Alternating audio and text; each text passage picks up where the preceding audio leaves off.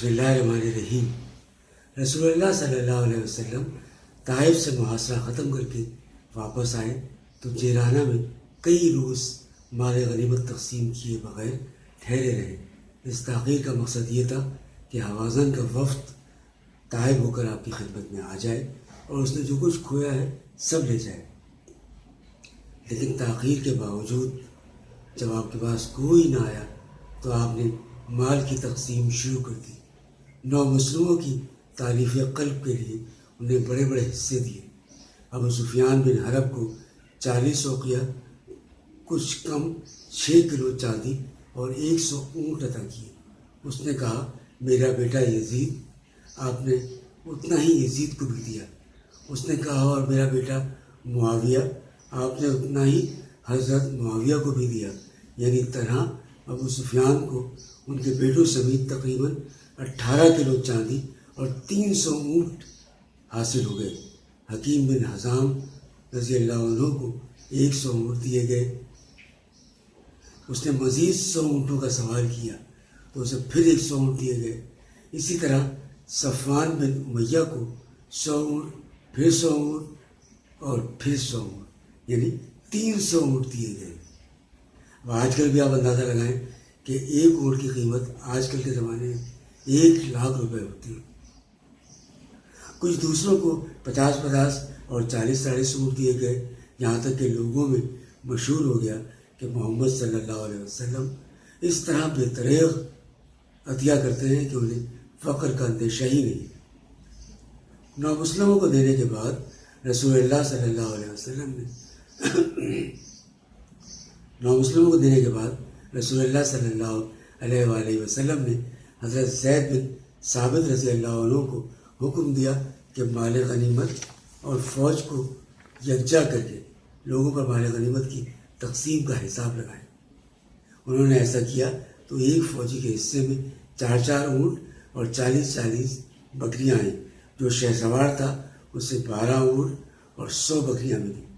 یہ تقسیم ایک حکیمانہ سیاست پر مبنی تھی، کیونکہ دنیا میں بہت سے لوگ ایسے ہیں جو اپنی عقل کے راستے سے نہیں بلکہ پیٹ کے راستے سے حق پر لائے جاتے ہیں۔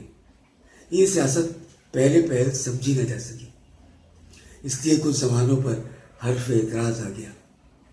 انصار پر خصوصاً اس سیاست کی زد پڑی، کیونکہ وہ سب کے سب حنین کے ان عطایا سے بالکلیہ محروم رکھے گئے، حالانکہ مشکل کے وقت انہی کو پکارا گیا تھا اور وہی اڑ کر آئے تھے، اور رسول اللہ کے ساتھ مل کر اس طرح جنگ کی تھی کہ فاش شکست شاندار فتح میں تبدیل ہو گئی تھی۔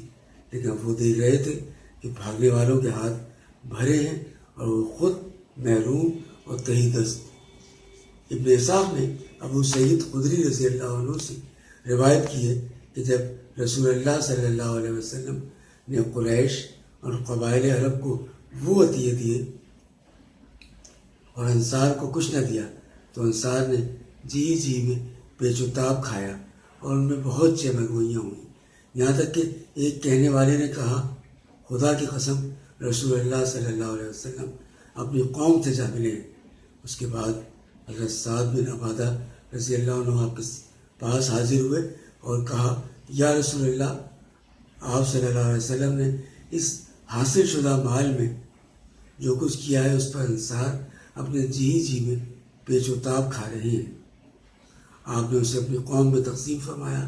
قبائل عرب کو بڑے بڑے عطیے دیے لیکن انصار کو کچھ نہ دیا۔ آپ نے فرمایا اے سعد، اس بارے میں تمہارا کیا خیال ہے؟ انہوں نے کہا یا رسول اللہ، میں بھی تو اپنی ہی قوم کا آدمی ہوں۔ اس پر آپ نے فرمایا اچھا تو اپنی قوم کو ایک شامیانے میں جمع کرو۔ سعد نے نکل کر انصار کو ایک شامیانے میں جمع کیا۔ جب سب لوگ جمع ہو گئے تو حضرت سعد نے رسول اللہ صلی اللہ علیہ وآلہ وسلم کی خدمت میں حاضر ہو کر عرض کیا کہ قبیلہ انصار آپ کے لیے جمع ہو گیا ہے۔ رسول اللہ صلی اللہ علیہ وسلم ان کے پاس تشریف لائے، اللہ کی حمد و ثنا کی، پھر فرمایا انصار کے لوگوں، تمہاری یہ کیا چمگوئی ہے جو میرے علم میں آئی ہے، اور یہ کیا ناراضگی ہے جو جی میں تم نے مجھ پر محسوس کی ہے؟ کیا ایسا نہیں ہے کہ میں تمہارے پاس اس حالت میں آیا کہ تم گمراہ تھے، اللہ نے تمہیں ہدایت دی، اور تم محتاج تھے، اللہ نے تمہیں غنی بنایا، اور آپس میں دشمن تھے، اللہ نے تمہارے دل جوڑ دیے۔ لوگوں نے کہا کیوں نہیں؟ اللہ کے رسول اور اس کے رسول کا بڑا فضل و کرم ہے۔ اس کے بعد آپ نے فرمایا انصار کے لوگوں مجھے جواب کیوں نہیں دیتے؟ انصار نے عرض کیا یا رسول اللہ بھلا ہم آپ کو کیا جواب دیں؟ اللہ اور اس کے رسول کا فضل و کرم ہے۔ آپ نے فرمایا دیکھو خدا کی قسم اگر تم چاہو تو کہہ سکتے ہو اور سچ ہی کہو گے اور تمہاری بات سچ ہی مانی جائے گی۔ کیا آپ ہمارے پاس اس حالت میں آئے تھے کہ آپ کو جھٹلایا گیا اور ہم نے آپ کی تصدیق کی، آپ کو بیار و مددگار چھوڑا گیا تھا، ہم نے آپ کی مدد کی، آپ کو دھتکارا گیا تھا، ہم نے آپ کو ٹھکانہ دیا، آپ محتاج تھے، ہم نے آپ کی غمخواری اور غمگساری کی۔ افسوس اے انصار کے لوگوں، تم اپنے جی میں دل میں دنیا کی اس عارضی دولت کے لیے ناراض ہوئے جس کے ذریعے میں نے لوگوں کا دل جوڑا تھا تاکہ وہ مسلمان ہو جائیں اور تم کو تمہارے اسلام کے حوالے کیا تھا۔ اے انصار کیا تم اس پر راضی نہیں کہ لوگ اونٹ اور بکریاں لے جائیں اور تم رسول اللہ کو اپنے ساتھ لے کر اپنے گھروں کی طرف پلٹو؟ اے اس ذات کی قسم جس کے ہاتھ میں محمد کی جان ہے، اگر ہجرت نہ ہوتی تو میں بھی انصار ہی کا ایک فرد ہوتا۔ اگر سارے لوگ ایک راہ پر چلے اور انصار دوسری طرف چلے تو میں بھی انصار ہی کی راہ چلوں گا۔ اے اللہ رحم فرما انصاریوں پر اور ان کے بیٹوں پر اور ان کے بیٹوں کے بیٹوں پر۔ رسول اللہ صلی اللہ علیہ وسلم کا یہ خطاب سن کر لوگ اس قدر روئے کہ داڑیاں تر ہو گئی اور کہنے لگے کہ ہم راضی ہیں کہ ہمارے حصے و نصیب میں رسول اللہ صلی اللہ علیہ وسلم۔ اس کے بعد رسول اللہ صلی اللہ علیہ وسلم واپس ہوئے اور انصار بھی بکھر گئے، واپس ہو گئے۔ وما علینا الا البلاغ۔